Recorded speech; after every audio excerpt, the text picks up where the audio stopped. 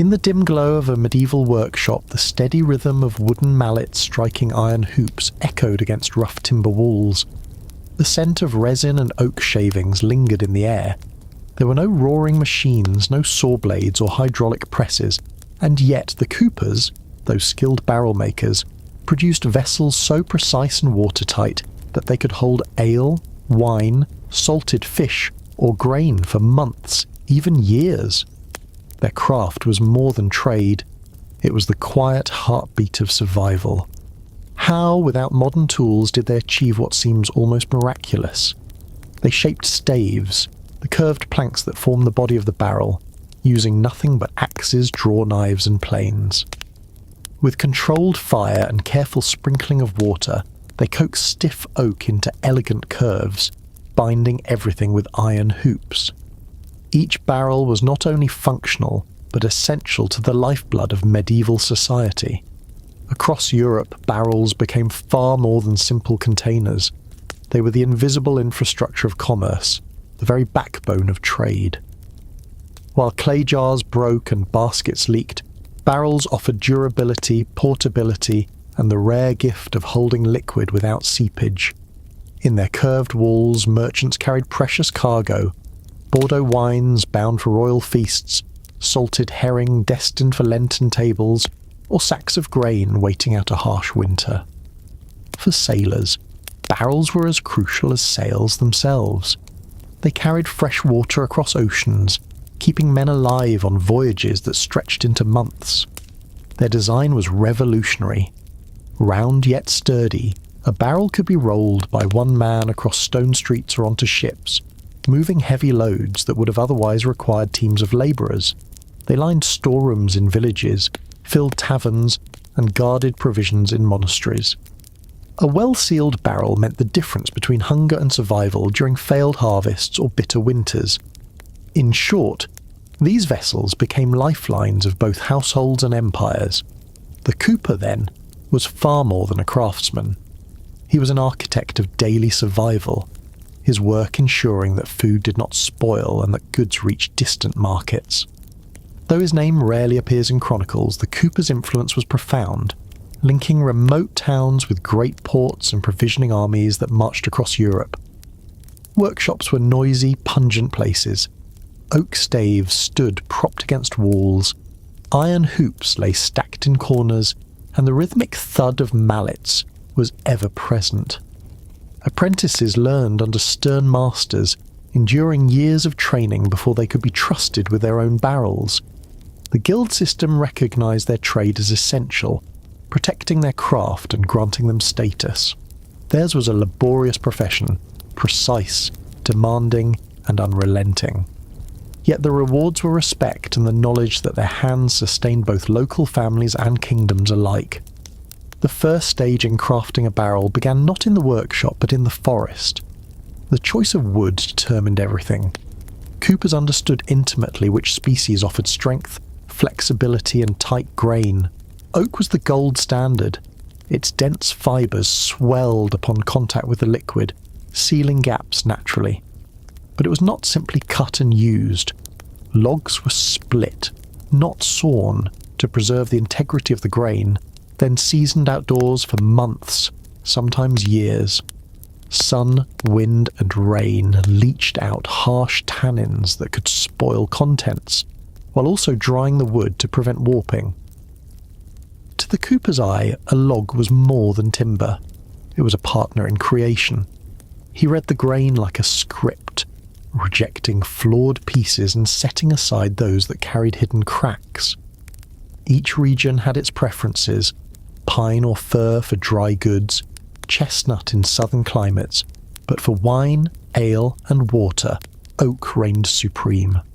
Without this careful selection, an entire barrel and its precious cargo could be lost.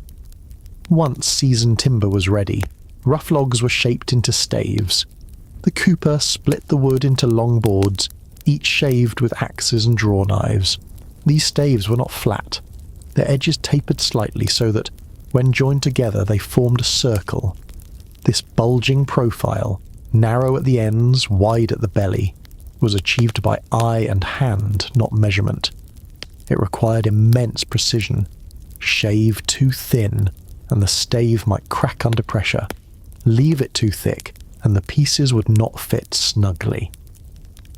Each stave was unique, yet all had to marry perfectly, forming a tight embrace that defined the barrel's strength. Dozens of these were arranged in a circle, standing upright like soldiers in formation. Temporary hoops of rope or scrap wood held them in place as the cooper's mallet coaxed them into alignment. At this stage, the barrel looked skeletal, full of gaps, but the essential geometry was already there, waiting for the elements of fire and water to bring it alive. The next step revealed the true artistry of the craft. The cooper introduced fire, a brazier or small bundle of burning wood placed within the skeletal barrel. Heat softened the oak, loosening its stubborn rigidity. Sprinkled water produced steam, which seeped deep into the fibres, making them pliable. With ropes and winches, the cooper gradually drew the staves inward, narrowing the waist until the familiar barrel shape emerged. It was a delicate balance. Too much force risks snapping the wood. Too little left gaps. This was less engineering than a ritual dance with the elements. Fire softened, water set, and the cooper's patience brought the pieces into harmony. When cooled, the staves retained their graceful curves, hugging each other so tightly that light could barely slip through. This was the hidden magic of the trade. No nails, no glue, only geometry, pressure, and the natural character of wood itself. With the body taking form, blacksmith-forged iron hoops came next. Heated until they expanded, glowing rings were lowered over the staves and hammered into place. As they cooled, they contracted, locking the structure tight. The steady rhythm of iron striking oak filled villages and ports alike, announcing barrels nearly ready for trade. Precision mattered deeply. Hoops placed unevenly could warp the barrel or leave leaks. Multiple bands, large and small, were fixed across the length, creating both strength and symmetry. Finally, the cooper cut shallow grooves, or crozes, near each end of the staves. Into these grooves he fitted circular heads, crafted from jointed oak planks. Once locked in, additional hoops secured the ends. The barrel was then planed smooth, rough edges shaved away, and the surface made uniform. Some coopers tested their creation by filling it with water, searching for leaks. A flawless barrel held every drop. What emerged was a masterpiece of utility. Round, sturdy, easy to roll, yet rugged enough to endure years of use. Within taverns, monasteries, merchant fleets and family cellars, these barrels silently safeguarded the essentials of life. Each was a triumph of human ingenuity, an object born of wood, fire, and iron, yet infused with skill, patience, and necessity. Though centuries have passed, the tradition endures. Modern factories employ machines, CNC cutters, and hydraulic presses to churn out barrels by the thousands. Yet, in the world of fine wine and whiskey, the ancient art still reigns. Handcrafted barrels breathe, allowing subtle interactions between liquid and oak. They impart tannins, aromas, and textures that define vintages and spirits in ways no machine can replicate. Visit a copperage today, and you will still see fire licking the insides of barrels, water hissing as staves bend, echoes of medieval workshops carried into the present. Archaeological finds tell us how enduring these vessels were. Barrels have been discovered intact in shipwrecks, buried in monasteries, hidden in castle cellars, mute witnesses to centuries of trade and survival. Their design proves so effective that it has changed little in over a millennium. In art and literature, barrels often symbolized abundance, preservation, or commerce. They were not only practical tools, but cultural icons. The legacy of the medieval cooper lives on in every vineyard cellar and brewery warehouse, where rows of barrels stand like sentinels of history.